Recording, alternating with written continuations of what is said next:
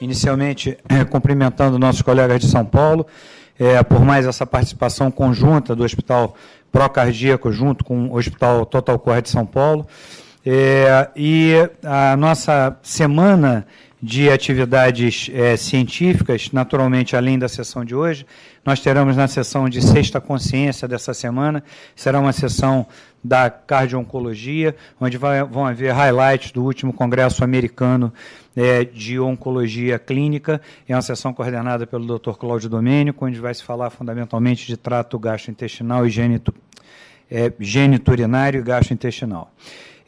Eu queria, para não me alongar demais, pedir ao doutor Alexandre Bandeira que assuma o posto de moderador dessa sessão. E eu fico muito orgulhoso de estar aqui no Procardíaco, de fazer parte desse time, aqui há um pouquinho mais de 20 anos, ver que tem pessoas que estão há muito mais tempo do que eu aqui, né? E ver os residentes que são aí o futuro do hospital, né? Então, a gente então vai dar sequência à nossa sessão. Eu vou apresentar o Dr. Galvão como um dos nossos debatedores, doutora Ana Karenina, Dr. Luiz Antônio Campos e Dr. Hélio Machado, e chamar o nosso Rafael, residente R1, a que eu queria convidar para fazer então a apresentação da sessão, e já de antemão dar os parabéns pelo empenho que ele teve aqui, chegando como R1 no hospital, já introduzindo ele na sessão clínica geral, se empenhou bastante essa semana, que a gente teve um tempo bastante curto para preparar essa sessão. Então, muito obrigado e parabéns, Rafael. Boa tarde a todos. Gostaria de agradecer ao Dr. Alexandre Bandeira pela oportunidade de apresentar a sessão.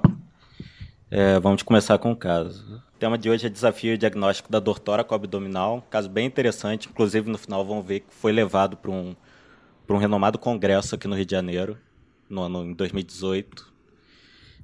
Identificação: paciente MARO, sexo masculino, 64 anos, natural do Rio de Janeiro, ele é morador da Penha, casado, religião católica. A queixa dele era uma dor epigástrica há 10 dias. O paciente procurou o Hospital American Core, um hospital no Engenho de Dentro, no dia 5/6/2018, referindo estar apresentando há 10 dias dor em região epigástrica do tipo queimação, sem irradiação ou relação com esforço, nenhum caráter anginoso, com piora progressiva com o passar dos dias, até que chegou num nível que ele precisou procurar o hospital. Na admissão, foi diagnosticado com quadro de fibrilação atrial de baixa resposta e o infarto sem supra de ST em fase subaguda, sendo internado no CTI desse mesmo hospital, evoluindo bem clínica e laboratorialmente com o passar dos dias. Durante a internação, no dia 13/6/2018, ele evoluiu com uma distensão abdominal e uma parada na eliminação de fezes. Foi solicitado o cirurgião desse hospital que, ao exame físico, diagnosticou uma hérnia inguinal direita encarcerada, sendo abordado com redução manual e antibiótico terapia, com ciprofloxacina e metronidazol. São informações que a gente tem da outra instituição. De história patológica pregressa: o paciente é hipertenso, tem um quadro de fibrilação atrial, febre reumática, valvuloplastia mitral em 1995, em decorrência do acometimento valvar pela febre reumática, asma brônquica, hérnia inguinal direita e disfunção erétil. De história familiar, ele tem uma história positiva para sendo coronariano. O pai dele sofreu um infarto aos 58 anos. E história social: ele era tabagista, uma carga tabágica de 20 maços anos e uso de bebida alcoólica socialmente. Os medicamentos de uso contínuo: Marevan, 5 mg uma vez ao dia, digoxina, 2,5 mg uma vez ao dia, e hidroclorotiazida, 25 mg uma vez ao dia. Essa dose deve ter 0,25. 0,25, isso, desculpa. No dia 14/6, a pedido da família, o paciente é transferido para o Hospital Procardíaco. Na admissão, ele apresenta um quadro de dor abdominal em região de fossa ilíaca direita, sem sinais de irritação peritoneal e nenhum quadro de dor torácica ou dor epigástrica. Ao exame físico, paciente alerta, lúcido orientado, afebril, acianótico, anicnérico e eupneico em ar ambiente, queixando-se de dor abdominal. PA 130/80, frequência 64, frequência respiratória de 18, saturando 96 em ar ambiente e afebril, 36,7 de temperatura axilar. Cardiovascular, um ritmo cardíaco irregular em 2 tempos, respiratório, murmúrio vesicular universalmente audível, sem ruídos adventícios. Palpação do abdômen, depressível, timpânico, com dor à palpação profunda em fossa ilíaca direita, sem sinais de irritação peritoneal. Membro inferior, sem alterações. Aqui os exames laboratoriais de admissão, hemoglobina de 13,1, com hematócrito 37,5, sem leucocitose, com 2 bastões, uma PCR ligeiramente tocada, 1,54, troponina já negativa. Uma função renal boa, nenhuma outra alteração digna de nota. Um pouquinho tocado o TSH, mas não foi abordado aqui. Imagem do raio-x de tórax, a gente vê um aumento de átrio esquerdo clássico, uma área cardíaca um pouco aumentada também. Alguém gostaria de fazer o comentário aqui, Antônio Sérgio, do raio-x? Tem alguns dados interessantes aí. Olha, o que a gente vê é o seguinte, de partes ósseas parece que não tem nada. Já procurei corrosão costal, mas não achei. Não sei que não tem nada a ver com isso. Mas, de qualquer maneira, de parte óssea, não me parece que tem alguma coisa. Está um pouco rodada essa imagem, mas, de qualquer maneira, o que chama atenção é que existe um aumento de área cardíaca e, como vocês já viram, o átrio esquerdo ele sobressai, né? A gente não só tem um duplo contorno, como tem também uma área de auriculeta bem saliente. Eu procurei assim alguns sinais que pudessem indicar pelo menos alguma coisa na circulação pulmonar em que a gente pudesse ter uma evidência de aumento da pressão dentro do lado direito do coração, mas evidentemente eu não consegui achar. Mas seguindo uma linha, se a gente pudesse medir, aqui está difícil, como me parece que ele tem uma escoliose, então está difícil da gente ver essa distância da borda inferior direita até o centro da coluna para a gente ter uma ideia de se o átrio direito estaria crescendo. Não me parece. Mas o que chama atenção é que existe pelo menos uma aorta ascendente um pouquinho saliente, que num doente mitral isso já chama um pouquinho a atenção. Significa que ele deve ter alguma outra coisa, ele é hipertenso. É hipertenso. Não, tabagista também, mas é hipertenso. Tem uma história familiar de doença coronariana, ele próprio já teve um infarto, pelo menos é o que está relatado, e a gente pode imaginar que essa aorta tenha algum problema. Ela está um pouquinho mais alongada do que a gente poderia esperar, e quando a gente vai para o perfil, eu fiquei na dúvida, lá de trás me parecia que tinha um cálcio envolvendo a área mitral aqui nesse perfil. Descrever essa degeneração da coluna, e o que a gente vê também é algumas calcificações pelo pulmão, não sei, me pareceu, né, que existe alguma calcificação. Na verdade, eu fiquei na dúvida a respeito disso. Mas o que eu diria é que existe efetivamente um aumento de área cardíaca. Não me pareceu que o ventrículo esquerdo estivesse crescido. Eu acho que o átrio esquerdo está crescido. Basicamente isso. Não vi assim, sinais muito evidentes de hipertensão veno capilar pulmonar, não. E talvez uma calcificação nessa mitral. Bom, eu faço minhas integralmente as palavras de Antônio Sérgio. Eu apenas queria ressaltar que esse paciente é um tabagista. Isso. E que a cifose dorsal desse paciente me parece um pouco mais acentuada. Ele me parece ter um diâmetro anteroposterior também aumentado. Há uma retificação de arcos costais no PA.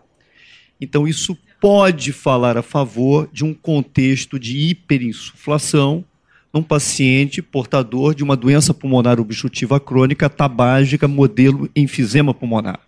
Esse é um aspecto que eu apenas quero acrescentar dentro de tudo que já foi sobejamente demonstrado pelo Antônio Sérgio. Antônio Sérgio, a minha única dúvida é em relação à circulação pulmonar. Primeiro que a teleradiografia de tórax, ela está muito bem realizada do ponto de vista técnico, não há o esôfago contrastado, então a avaliação do átrio esquerdo fica pelo duplo contorno, me parece um átrio esquerdo muito volumoso, e como ele teve uma intervenção prévia em 95, cardiopatia reumática mitral, valvoplastia, 23 anos antes, nós temos que esperar, ainda mais tendo uma fibrilação atrial permanente, que ele tenha ou recidiva da estenose, de uma maneira progressiva, ou que possa ter uma eventual dupla lesão no plano mitral, a despeito da ausculta cardíaca ser bastante, aspas, inocente.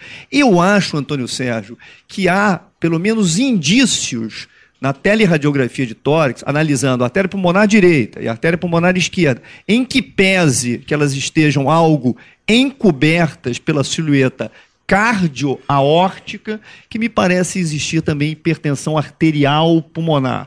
Se não exclusivamente de origem cardíaca, à esquerda, retrógrada, mas talvez pela doença pulmonar obstrutiva crônica. Quando a gente tem uma dificuldade de ver a artéria pulmonar no PA, né, porque ali a gente vê, né, mas não tem esse arco superior do arco médio, né, porque a gente divide o arco médio em dois segmentos, superior e inferior. Então, na verdade, não me pareceu que ele tivesse tão proeminente. E quando a gente vai no perfil, eu achei que as artérias pulmonares não me chamaram atenção. Elas não me chamaram atenção. E, então, eu acho que eu não consigo... lógico, a gente tem que respeitar a opinião do Luiz, que tem muita experiência com isso, mas, de qualquer maneira, não é uma coisa que me chamasse atenção. O eletrocardiograma, infelizmente, a gente tentou de todas as formas, mas não conseguimos a imagem. O paciente tinha um ritmo de fibrilação atrial, sinais de HVE, um aumento atrial esquerdo e não apresentou alterações dinâmicas sugestivas de doença isquêmica, pelos relatos do prontuário. Damasque, você pode dar uma opinião aí sobre o eco?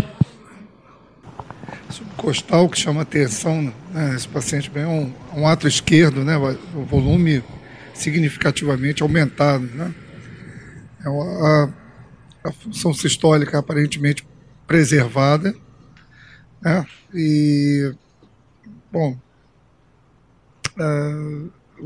o corte transverso, uma função sistólica preservada. O que chama atenção mesmo é um volumoso átrio esquerdo, né, com o septo levemente desviado para a direita. Agora, nesse corte, né, 4 câmaras, uma válvula bem calcificada, né, que aparentemente abre em dome, né, aparentemente um aspecto reumático mesmo, né? Bom, e com uma calcificação intensa. Não chama muita atenção, não. Aí, abertura em dome, né? Uma calcificação extensa, né? Um score, né? que é utilizado, né? Para válvula mitral, né? O score de Brock, né? Que avalia a mobilidade, calcificação, espessura, né? Parece ter um score avançado, embora o subvalvar daqui, pelo menos olhando, não parece tão extensamente comprometido, mas o espessamento e uma calcificação bem acentuadas.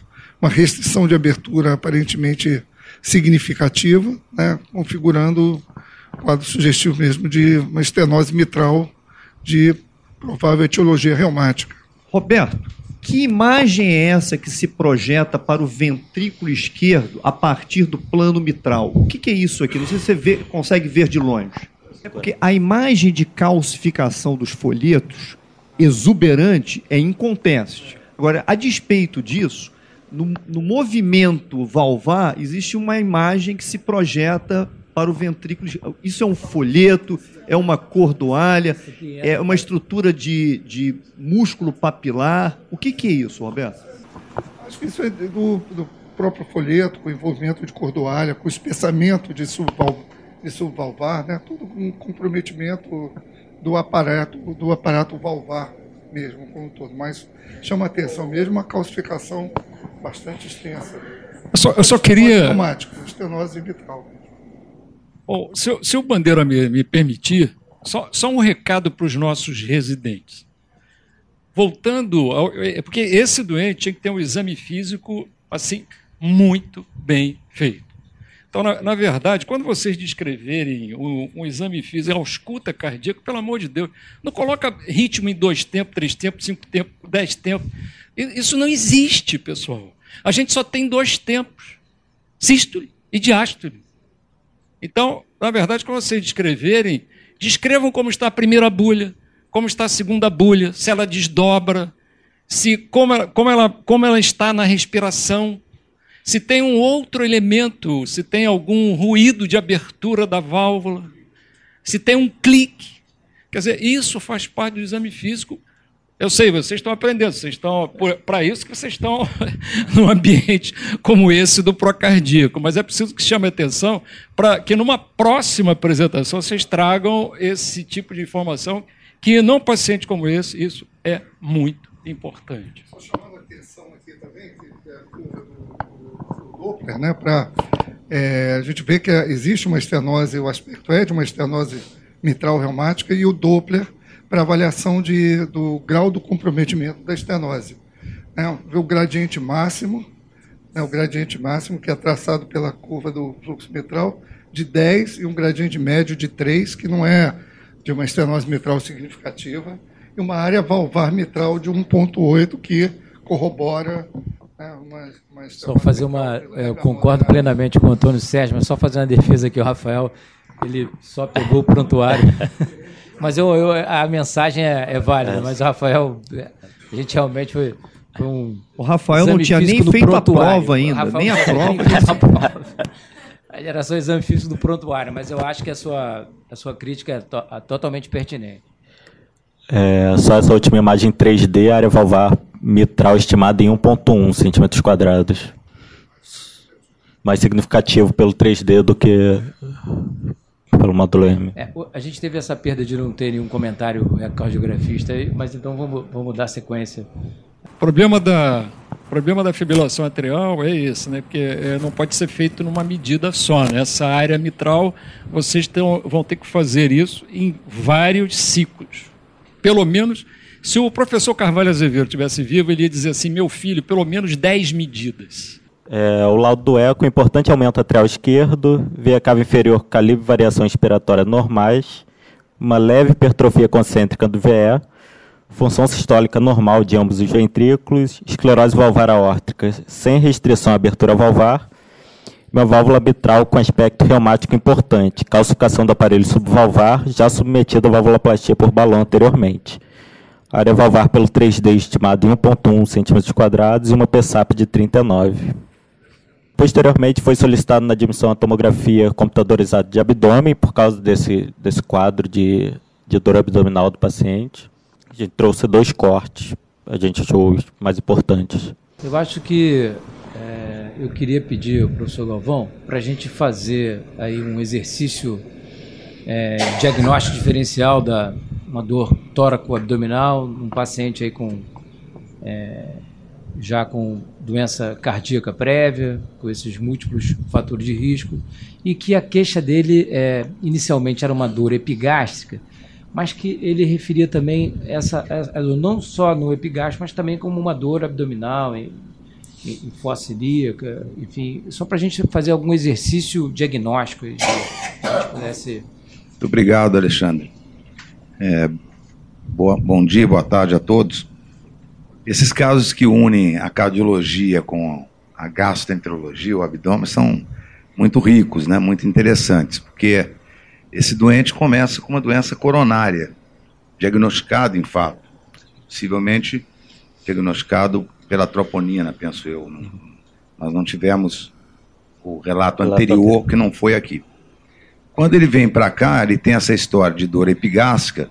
A dor epigástrica, para mim, é a dor mais temida da medicina, porque é uma dor que tem referência tanto no tórax quanto no abdômen. Tanto em condições absolutamente crônicas, como é uma epigastralgia, uma doença ulceropéptica, uma doença do refluxo, como doenças agudas, como infarto do miocárdio, como pancreatite aguda, que é epigástrica, e tudo mais. Então, a dor epigástrica é uma dor importantíssima, talvez a mais temida dor para o clínico, não só para o gastroenterologista, o clínico, para o cirurgião e tal. Em segundo lugar, que eu acho que merece comentário, é que esse paciente fez um quadro, estou analisando como um todo, né? Eu não sou um tomografista, eu não tinha visto essa imagem, eu tenho uma sensação que ele tem uma alteração em fossa ilíaca direita, mas não vou comentá-la agora. Mas ele fez um quadro de semioclusão intestinal, bem descrita na história. E ele fez uma semioclusão intestinal com uma hérnia bem caracterizada, né? E que foi encarcerada, não foi estrangulada. Por isso que não tinha sinais de irritação peritoneal. Mas ela foi encarcerada. Então ela fez uma semioclusão aí. Mas foi também desfeita a semioclusão. Ele conseguiu reverter isso com a mão, por segurança, por tantas comorbidades nesse paciente. Ele fez uma antibiótico terapia também, que eu acho que foi bastante adequado. Quer dizer, eu acho que esse é um ponto importante, né? Esse ponto da hérnia lá naquela região. Então, ainda na dor abdominal, você tem 3 coisas fundamentais, você pediu só para fazer um raciocínio diagnóstico. A decodificação da dor, decodificar a dor. A literatura diz que 70% a 80% da dor abdominal, não estou falando da torácica, com a história clínica, você tem um indicativo muito grande do diagnóstico, da etiologia. Não vou aqui me referir a todas, né? Nem tem sentido. Segundo, tem irritação peritoneal, isso é o clímax e isso é clínico. Não há outro método na literatura senão o clínico. Por exemplo, esse exame clínico está ótimo, mas esqueceram do estetoscópio na barriga. Um indivíduo que tem uma obstrução intestinal tem que ter uma ausculta abdominal. Porque aquela obstrução é ali mecânica, que se viu que era mecânica. Mas quando você tem só uma distensão, tem distensão com peristalse ou sem peristalse? É um íleo paralítico só? É uma obstrução mecânica em que tem no início hiperperistaltismo e depois a peristalse? Então, isso tem muitos jovens aqui. O diagnóstico clínico de irritação do peritônio visceral é de motilidade. Irritou peritônio visceral? Irritou. Diminui motilidade, distende alças, para de eliminar fezes, náuseas e vômito. Irritou o peritônio parietal é complicação da doença, que não deve chegar nisso. Daí tem o Bloomberg, contratura localizada e tal. Não é momento de falar isso nem aula, mas é fundamental que não se perca isso na conquista da semiologia. Decodificação da dor, irritação do peritônio visceral, irritação do peritônio parietal. Bom dia, gostaria de agradecer, Bandeira, ao convite e reforçar um comentário que você fez em relação a expandir as possibilidades diagnósticas. Assim, esse paciente ele veio transferido de um outro hospital e a gente importou um diagnóstico. Né? Na verdade, eu imagino que eles tenham ferido o diagnóstico de infarto por uma dor epigástrica, entendendo que seria um equivalente anginoso, provavelmente, como o Dr. Galvão falou, um marcador de necrose positivo. No entanto, a característica desse paciente, apesar dos inúmeros fatores de risco, era uma epigastralgia contínua, que a despeito das intervenções ele veio ainda com dor, foi isso que eu entendi, né? Você confirma? Veio foi com isso? Dor e a dor, na verdade, depois mudou um pouco o aspecto dessa dor predominantemente epigástrica, ele passou a queixar de uma dor mais difusa mesmo pelo abdômen e, inclusive, a fossa. É porque chama atenção um eco que não tem alteração segmentar, a despeito dele persistir com dor, né, não tem alteração. O eletrocardiograma aqui monitorado também não se altera. E a troponina, a despeito de o DTT curto da admissão, ela já é negativa. Então, eu acho que manter esse exercício relacionado à etiologia dessa dor torácica realmente é fundamental. E só essa troponina já tinha, o quadro inicial já tinha mais de 10 dias. Da chegada. Uma das coisas que eu acho que a gente tem que tomar muito cuidado em relação à questão de dor tóraco-abdominal, acho que são assim, dois pontos importantes. Primeiro, a dor torácica, ela frequentemente não nos dá muito tempo, diferente da dor abdominal, que eventualmente pode nos dar um pouco mais de tempo. A outra coisa é, a Ana chamou a atenção sobre a possibilidade de a gente estar importando o diagnóstico. E aí é muito importante que a gente amplie sempre o nosso diagnóstico diferencial. Porque aquela velha frase que eu falo aqui frequentemente, ela mais uma vez se repetiu. A cabeça pensa aonde os pés pisam. Estava dentro do hospital cardiológico, só dá para pensar do diafragma para cima. É difícil pensar do diafragma para baixo. Então, é preciso que se amplie o diagnóstico diferencial. Ele foi avaliado por um cirurgião. Não, eu estou falando em tese, eu não estou falando assim, mas é preciso que isso seja, quer dizer, isso vale tanto para quem vê barriga privilegiar o tórax, como para quem vê o cardiopulmonar também privilegia o abdômen. Uma pergunta, aquele NR foi da entrada no outro hospital ou foi... Não, foi aqui. Foi daqui. Foi aqui já? Foi aqui. Ele usava Marevan. Bom, eu queria, antes de passar a palavra para São Paulo, queria ouvir a opinião do Hélio.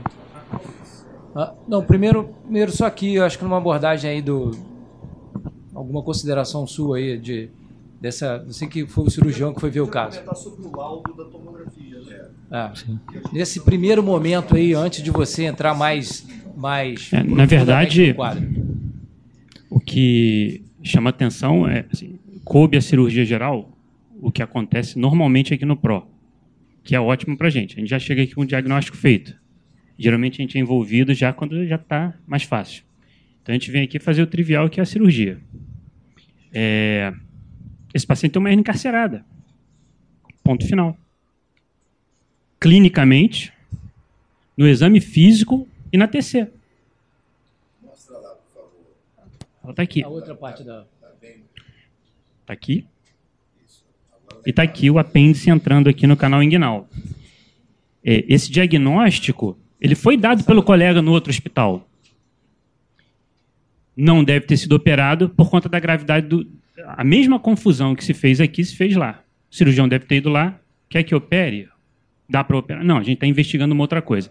Ele desencarcerou... Ele veio para a gente com diagnóstico de infarto. Isso, ele desencarcerou a hérnia e tratou o paciente clinicamente, deixando a hérnia para um segundo momento. Né? O que pode ter acontecido é que essa hérnia passou despercebida por nós. A gente só conseguiu dar o diagnóstico tomográfico dela. A hérnia encarcerada, o apêndice encarcerado no canal inguinal é difícil de diagnóstico, mas a hérnia encarcerada às vezes não. Ele era um paciente magro. O exame físico dele era inequívoco no dia que a gente chegou aqui. Mas volta a frisar. Quando a gente chegou aqui, já tinha um diagnóstico. Mas, assim, o pessoal ligou para mim, tem um paciente com hernia encarcerada. Esse paciente tem uma indicação de cirurgia? Tem uma indicação de cirurgia. Vamos então dar sequência. Você pode ir passando? Eu vou reforçar muito o que você falou. Muito. Por alguma coisa que eu não consegui entender ainda nos médicos, eles examinam muito mal o abdômen. Muito mal o abdômen. Com todo respeito. E, além do que, não examino região inguinal. Não examino região inguinal. O que eu já vi de dor abdominal, que é numa senhora, e a pessoa fica constrangida. Eu conheço bons médicos que falaram, eu não examinei a região inguinal e tem uma hérnia lá. E a hérnia é diagnóstico frequente de imagem, ou ultrassom, ou TC, o que é um erro semiótico. Tem que examinar a região inguinal. Como tem que, em muitos casos, olhar nádega. Né? Porque, às vezes, na nádega, na região perianal, tudo isso, tem grandes manifestações de doenças inflamatórias intestinais. É importantíssimo o exame clínico. Eu acho que no exame clínico já matava boa parte disso aí. E concordo tudo com a Ana. Eu estava achando esquisito o infarto do miocárdio nesse doente. Eu queria vou pedir a opinião dos nossos cardiologistas debatedores. Vou passar antes para São Paulo, porque pelo que a gente está seguindo aí, então é um paciente com inúmeros fatores de risco para a doença coronariana. A gente viu que já é um paciente com uma cardiopatia reumática, não é isso? E que tem um abdômen com uma indicação de cirurgia. Né? Eu queria, então, frente aí a essa condição, qual seria a melhor conduta aí dos nossos colegas de São Paulo cardiologistas? e que vocês sugerem aí para a gente. Depois eu vou ouvir a opinião do Luiz Antônio e da Ana. Boa tarde a todos, é Marcos Valério do ECO. Eu vou fazer apenas um comentário do ECO, em que pese a prioridade, nesse caso, que é o quadro abdominal, houve uma discordância na quantificação dessa gradiente baixo, uma área alta pelo PHD, e foi feita uma medida pelo eco transtorácico tridimensional do PIB. Então seria uma válvula muito calcificada. Então fica difícil para se fazer uma planimetria mesmo pelo 3D. Então nesse paciente seria interessante, não agora, mas fazer um eco transesofágico e aí sim com medidas tridimensionais com maior acurácia. Só essa observação. Obrigado. Bom, eu agora vou agradecer ao Alexandre Bandeira o honroso convite. Eu fiz algumas intervenções prévias, mas efetivamente agora está a minha fala. Eu não conheço esse caso, nem sabia do seu curso evolutivo até este momento. Mas efetivamente me preparei para uma sessão de dor tóraco-abdominal. E me parece que o aspecto de confusão desse caso, dentro de todo o espectro da medicina de emergência, e aí eu não critico os primeiros médicos que o abordaram em outra instituição, porque no front da emergência o contexto clínico e as variações de apresentação são múltiplas, mas me parece que eles tenham tido um equívoco no diagnóstico de infarto agudo do miocárdio, como está escrito lá, sem supra de ST. Esse homem tem, definitivamente, a meu juízo, uma grave cardiopatia reumática, um modelo de remodelagem atrial extremamente importante, uma recidiva da sua doença do plano mitral, que me parece, nesse momento, possa ser elegível a uma cirurgia de troca valvar mitral. Observem que a planimetria, muito bem comentada, mas ela sugere uma estenose mitral grave, e os aspectos visuais dessa estenose mitral, do aparelho valvar mitral, também sugerem. O que provavelmente aconteceu é que a dor epigástrica em queimação foi interpretada como uma dor isquêmica entre a pirâmide nasal e a cicatriz umbilical na face anterior ou na face dorsal. A dor isquêmica do miocárdio e a dor aórtica precisam ser esclarecidas. É possível até que ele tenha tido uma troponina elevada nesse ambiente extra no nosso hospital. E aí, só para eu encurtar o meu raciocínio, no ano 2000, portanto já há quase 2 décadas, foi feita a redefinição universal do infarto agudo do miocárdio. Entre 1957 e 2000, era a Organização Mundial de Saúde que definia infarto. A partir de 2000, a Sociedade Europeia de Cardiologia, o American College of Cardiology, redefiniram o infarto, e nós estamos na 4ª redefinição do ano passado. Não vou citar os aspectos de infarto tipo 1, tipo 2, 3, 4A, 4B, 5, até porque eu questiono muito essa redefinição.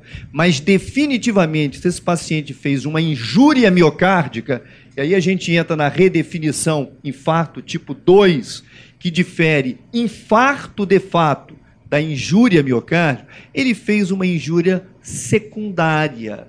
O homem tem uma fibrilação atrial permanente, o homem está adequadamente anticoagulado historicamente, a gente não sabe, é um hipertenso, é um tabagista, tem tudo para ter a sua doença coronariana aterosclerótica. O pai morreu com 58 anos de infarto, ele tem 64, uma história familiar de agregação muito grande, mas ele definitivamente não infartou. Deve ter tido um toque de troponina, o máximo caracterizar como uma injúria miocárdica secundária ao quadro sistêmico, inflamatório, abdominal, com todos os transtornos de um encarceramento herniário e de uma sub- ou semi-oclusão intestinal, que talvez tenha tocado troponina. Isso é totalmente secundário, eu jamais conduziria esse paciente com postergação de uma intervenção, porque ele está anticoagulado. A gente pode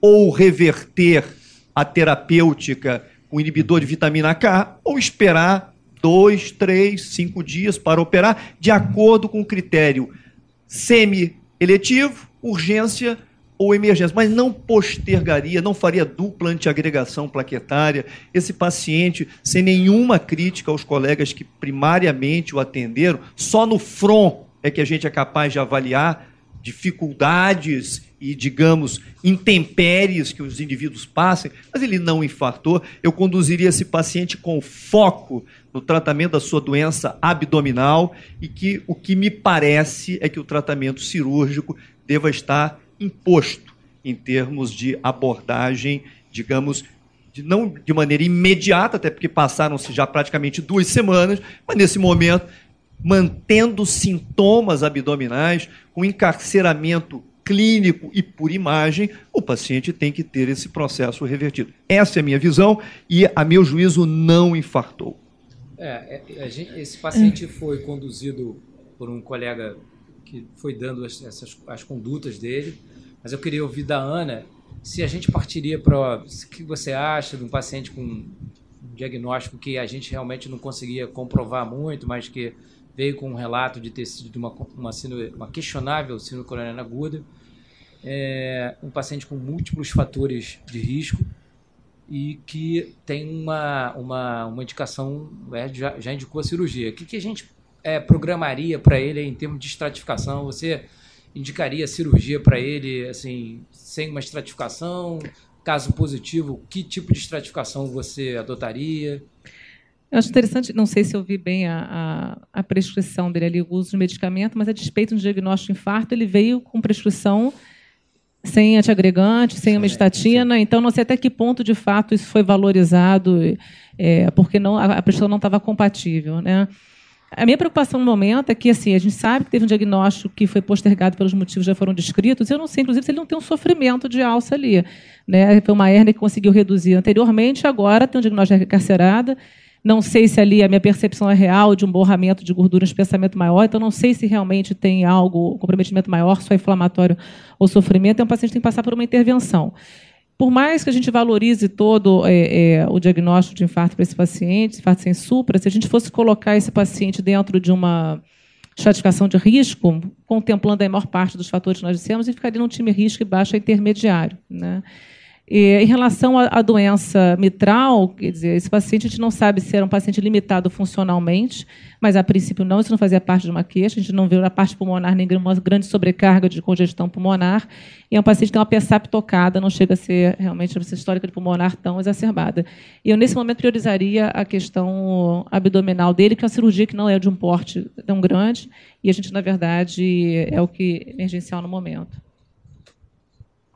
Podia só passar. Você tem um laudo da tomo?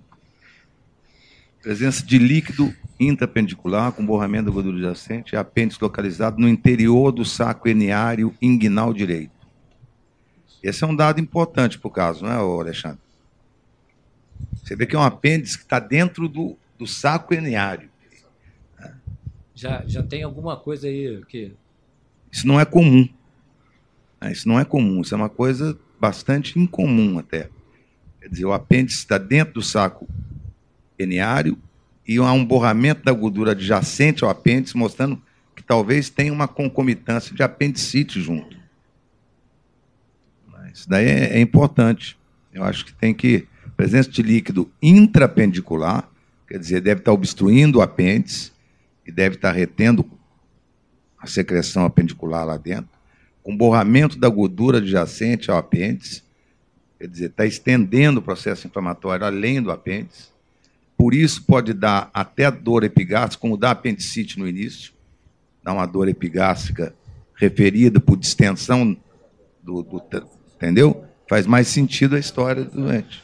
Vamos então prosseguir a sessão. Eu só queria deixar frisado que a conduta que virá em seguida foi uma conduta exclusivamente do médico assistente.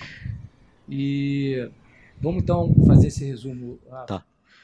Então, até o momento, temos um paciente de 64 anos, com uma dor epigástrica 10 dias, um infarto com fase subaguda, segundo informações da outra instituição, uma hernia inguinal direita encarcerada, sem sinais de irritação peritoneal ao exame clínico, e uma proposta pela cirurgia geral, o Dr. Hélio avaliou, de cirurgia videolaparoscópica.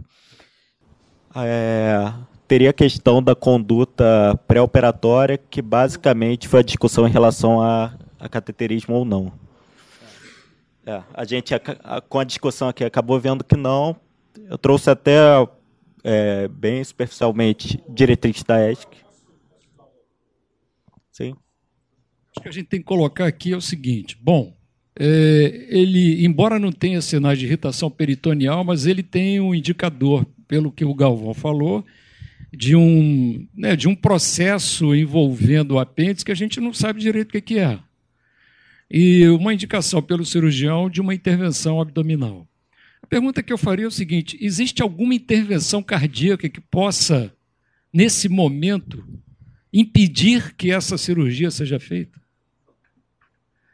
Quer dizer, o fato do doente prosseguir para uma coronariografia, isso vai impedi-lo de fazer a intervenção abdominal? Então, na verdade, é isso. Essa pergunta a gente tem que responder, né? Porque,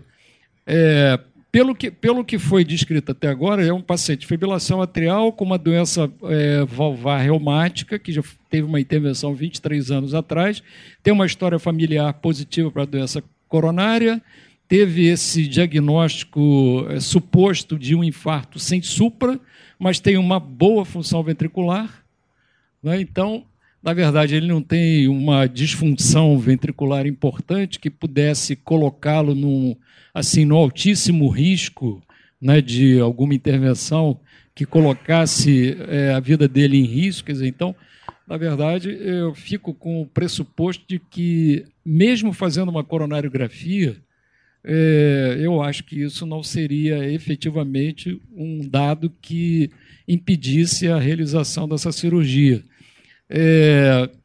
Eu chamo a atenção sempre para a boa função ventricular, mesmo levando em consideração que ele tem um átrio esquerdo crescido, é um doente reumático, com uma fibrilação permanente, uma fibrilação atrial permanente. Não me pareceu que essa estenose mitral, né, essa obstrução mitral fosse tão significante assim. Então, na verdade, eu acho que ele poderia perfeitamente ir para a cirurgia sem nenhum outro tipo de investigação. Essa também era a nossa visão. Ele tinha um médico que estava dando a conduta, que, embora a gente realmente não conseguia ver uma razão muito evidente para, primeiro, questionar o diagnóstico de infarto, concordo com tudo que todo mundo aqui já falou, não era a nossa intenção, mas a gente até trouxe aqui, realmente a gente não conseguiria encaixar ele numa necessidade da coronariografia, mas infelizmente pode passar a conduta do médico assistente, o paciente foi à coronariografia e a gente viu que a coronariografia era uma coronariografia realmente sem alterações. Sem alterações. Pode prosseguir. Foi realizada a herniorrafia inguinal com apendicectomia, mantida a antibiótico terapia com ciprofloxacino e metronidazol e envio de material para análise histopatológica. Eu acho que agora a gente pode deixar o Hélio dar sequência, né? Sim. Vamos, Hélio. Então. Primeiro, agradecer ao Alexandre o convite. É uma honra mesmo estar aqui. Primeira vez que eu li sobre apendicite, que é o caso, foi num livro de uma pessoa que está aqui, em 97. Né? Então, é realmente uma honra. O que a gente tem, na verdade, é um caso de hérnia de Amiens. A hérnia de Amiens é isso que vocês estão vendo aí. O que o colega do outro hospital, na verdade, fez foi reduzir o conteúdo da alça intestinal, mas ele não reduziu o apêndice. Muito provavelmente o apêndice ficou. Ele estava semi-ocluído no outro hospital. A hérnia foi reduzida do ponto de vista de conteúdo ileal, mas o apêndice ficou lá. Provavelmente foi isso que a gente teve. Tem um cirurgião antigo que fala que o homem perfeito é o homem sem apêndice. Apêndice só serve para complicar, ele não serve para mais nada. Então ele cunhou essa frase e a gente acredita nela, essa está aí para a gente ficar complicado. Quando você vai ver o caso desse paciente, ele tem uma característica ainda mais peculiar. Quando você tem uma hérnia de Amiens, que você tem um apêndice na região inguinal, ela ainda tem uma classificação. Pode ser um apêndice normal, ou pode ser um apêndice com apendicite ou um apêndice com tumor. Esse paciente a gente classificou no perioperatório como tipo 2, uma apendicite aguda na região inguinal, sem sepse abdominal. Quando esse paciente voltou do histopatológico, na verdade, a gente fez a cirurgia, e quando voltou a peça, na verdade, era um adenoma de apêndice. Ele tinha um tumor apendicular. Então, a gente pula a classificação para tipo 4. Então, ele tinha uma hérnia de Amiens tipo 4. O diagnóstico pré-operatório é bastante raro. O conteúdo, o apêndice, ele cai ali na região inguinal em torno de 0,17 a 1,5% das vezes que o conteúdo da hérnia inguinal é um apêndice. É mais comum em crianças, pela patência do processo vaginal. Mas, apesar de ser raro, o diagnóstico de hérnia inguinal encarcerada ele deve ser tentado, porque ele não é muito difícil de você conseguir dar. E esse paciente, eu lembro, quando eu fui examinar, a gente baixa a calça até o joelho. Onde é que está doendo? Ele colocou a mão na região inguinal e tinha um calombo na região inguinal. Era inequívoco o diagnóstico de uma patologia naquela topografia. A mortalidade da hérnia de Amiens vai até 30%. Então, é uma doença que ainda mata por conta da dificuldade diagnóstica. O pessoal espera para operar, achando que é uma hérnia encarcerada, na verdade é uma apendicite, e o paciente vai e faz sepse abdominal, que às vezes o sintoma intraperitoneal é difícil, porque a hérnia está localizada na região inguinal, né? E a infecção de ferida operatória vai até 5,5% das vezes. A gente conduziu da seguinte maneira: o diagnóstico já estava feito, como eu falei, na maioria das vezes, quando a gente chega aqui ao PRO, que chama a equipe de cirurgia geral, o trabalho realmente é o trivial, é operar. Normalmente o diagnóstico está feito. A gente identificou que era uma hérnia de Amiens, e esse diagnóstico normalmente ele é feito no perioperatório. Quando você faz a incisão, o apêndice salta, aí você tira a foto aqui que é uma hérnia de Amiens, muito raro, a gente quer registrar. E a gente optou por fazer uma abordagem combinada, uma via de acesso combinada. Primeiro fez a redução do conteúdo herniário do apêndice para dentro da cavidade, e depois fez a apendicectomia por vídeo por uma razão bastante simples. O paciente é um paciente complexo, estava com diagnósticos ainda para serem firmados, a gente não quis expor o paciente a uma apendicectomia pela ingnotomia para diminuir a chance dele infectar. A chance de infectar uma ferida naquela topografia inguinal é alta, principalmente na presença de apendicite. A gente optou por reduzir, lavar a ferida e avaliar a cavidade por dentro por vídeo. Então a gente optou por fazer uma via combinada. A dor abdominal aguda já foi falada aqui, o professor já falou, existem várias definições, eu não vou me ater a isso, o objetivo aqui não é falar sobre abdômen agudo.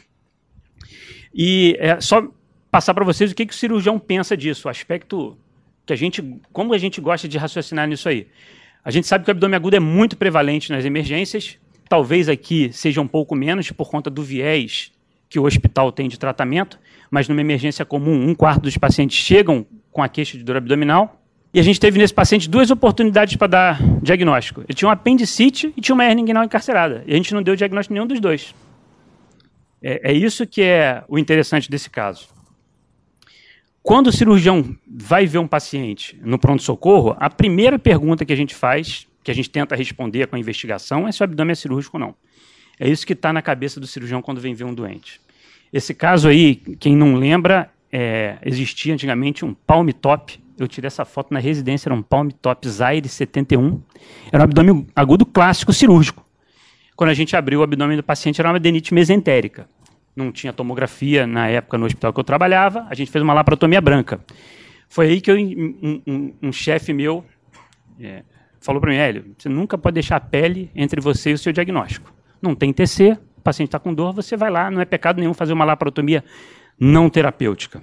Nós, frente a essa gama extensa de apresentações de dor abdominal, o cirurgião, em geral, ele tende a pensar da seguinte maneira: ou a gente usa uma tabelinha dessa aí, que é uma ficha que você pode colocar no seu prontuário para avaliar a dor abdominal, aquela bolinha lá com aquele losango, na verdade é a conformação de um abdômen, que você vai colocar onde está a dor, para onde vai, e ali nessa ficha estão todas as perguntas que você não pode deixar de fazer ao paciente com dor abdominal e quais os locais que você deve examinar no paciente. Região inguinal tem que ser vista, o glúteo tem que ser visto, etc, etc. Você seguindo uma ficha dessa aí, você minimiza erro. Como o professor falou, o bom exame físico vai te dar 70% dos diagnósticos. Então, você usar uma ficha dessa seria bastante interessante. Porque a gente tem muita causa de dor abdominal intraabdominal e, para complicar, a gente tem muita causa de dor abdominal extraabdominal. Desde anemia falciforme, intoxicação por chumbo, picada de cobra, compressão de raiz nervosa, tudo isso dá dor abdominal. E esse desafio diagnóstico ele tem que ser encarado assim, com um exame físico bastante rigoroso. O cirurgião pensa assim, só nisso aí. Quando a gente vê um doente, a gente quer saber se está inflamado, se perfurou, se obstruiu, se ele é vascular ou se está sangrando. Depois que a gente chega num desses 5, a gente começa a desdobrar, a gente faz ao contrário. Em vez de pensar em muita coisa e chegar no diagnóstico, a gente pensa em pouquinho e vai abrindo o leque. A gente é treinado na residência para tentar pensar dessa maneira. Um diagnóstico desse ele não pode passar. Isso é uma hernia encarcerada clássica. Essa está muito fácil de ver, mas a desse doente que a gente está discutindo aqui também estava muito fácil de ver. Esse paciente, esse diagnóstico não pode passar. Você tem que abaixar a calça do doente, perguntar, fazer um exame diligente. Ninguém está pedindo para o emergencista conseguir classificar no toque uma hernia direta de uma hernia indireta. Uma hernia encarcerada, mas uma hernia inguinal, a gente tem que conseguir dar conta de ver. Como o professor falou, no idoso isso é muito importante. Tinha um chefe meu que falava isso para mim direto. Cuidado com a velhinha que vomita. Por quê? Porque é uma hernia encarcerada, você tem que ir lá ver se não é. Ela está vomitando, você tem que ir lá ver. Uma hernia femoral encarcerada numa paciente idosa, ela é muito prevalente. Então, quando o paciente chega, a gente tem que examinar ela toda. Então, o que eu queria deixar aqui para reflexão, na verdade, é a interpretação da dor abdominal, que é extremamente difícil. Na minha opinião, o envolvimento precoce do cirurgião ele deve ser feito. Às vezes, a gente só chega aqui no PRO quando o diagnóstico já está feito, a gente às vezes acha que poderia ter colaborado um pouco mais no diagnóstico do exame. Eu lembro de um paciente que eu operei aqui no PRO, tem 4 semanas, que estava com colecistite, ele fez 2 endoscopias para dar diagnóstico da colecistite. Tomografia, etc, etc. Então, às vezes, o cirurgião pode ser envolvido mais precocemente nesses casos de dúvida de dor abdominal. A hérnia de Amiens tem um diagnóstico bastante difícil, mas a hérnia encarcerada não. Então, a gente optou por isso. Então, deu o diagnóstico, identificou a hérnia, reduziu e operou por vídeo. Por quê? Porque dos vários cirurgiões que me ensinaram a operar, muitos mestres, vários falavam isso aí para mim. Paciente grave não tolera grande procedimento, principalmente procedimento cirúrgico. Então, quanto mais grave o doente está, menos coisa você faz. E uma pessoa que sintetizou isso, assim, entre os vários que me ensinaram, um que sintetizou isso com uma frase que ele falava para mim, dia sim, dia não. Que assim, paciente do PRO não pode complicar. Que foi o professor Eduardo Canaã.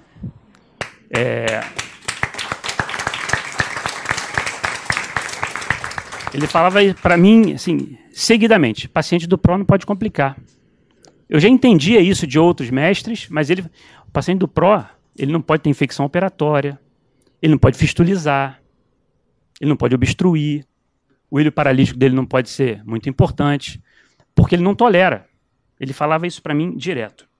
Então eu queria fechar essa apresentação com essa homenagem e uma frase que ele falava para mim e a outra que eu peguei da literatura, 2 coisas na vida que a gente nunca vai entender, é mulher e apendicite. A apendicite se apresenta das maneiras mais distintas possíveis. A gente tem que sempre, como diz aquela segunda frase, achar um espaço na nossa cabeça para qualquer que seja a apresentação da dor abdominal, tem um cantinho da nossa cabeça, tem que deixar lá um espaço reservado para apendicite. Bandeira, obrigado. Viu? Bom, a gente está finalizando aqui a sessão. Como o André Volchan gosta, um horário super preciso. Eu queria agradecer ao professor Galvão, a Ana, Luiz Antônio Campos, ao Hélio. Eu me emocionei no início quando vi a homenagem que o Luiz Antônio Campos fez hoje aqui sobre a emergência, um lugar onde eu venho, do hospital, né? Fiquei bastante emocionado, feliz com a homenagem. E agora o Hélio, que também não estava nada na programação, essa homenagem é uma pessoa que eu admirava bastante, o nosso grande Canaã. Então, mais uma, para ficar engasgado aqui no final da sessão, E agradecer aí a todos. E a sessão de hoje foi uma sessão que acho que a gente pode aprender com alguns erros e algumas considerações da sessão, né?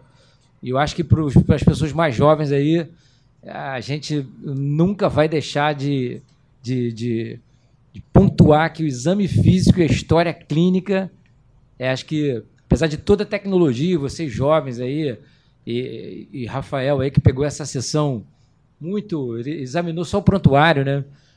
A crítica do Antônio Sérgio é altamente pertinente, eu sou totalmente adepto ao exame físico, enfim, mas, assim, parabéns, Rafael, mais uma vez. Mas os residentes não devem esquecer isso, que toda a tecnologia do mundo nunca vai substituir, ou eu espero que nunca substitua a coerência, o exame clínico e a história clínica do paciente. Muito obrigado aí, boa tarde.